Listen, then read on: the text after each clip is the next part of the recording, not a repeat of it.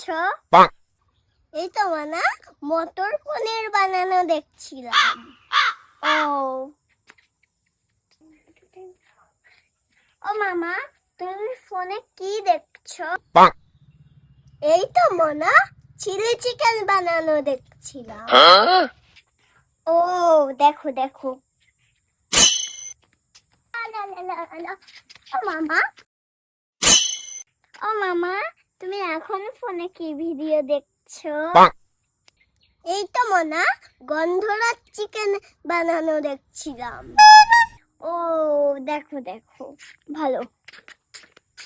लेकिन एक ও सेकंड মামা, কি রান্না করেছো? এই তো মনা আলু পটলের তরকারি আর ভেন্ডি ভাজা আর ডাল রান্না করছি।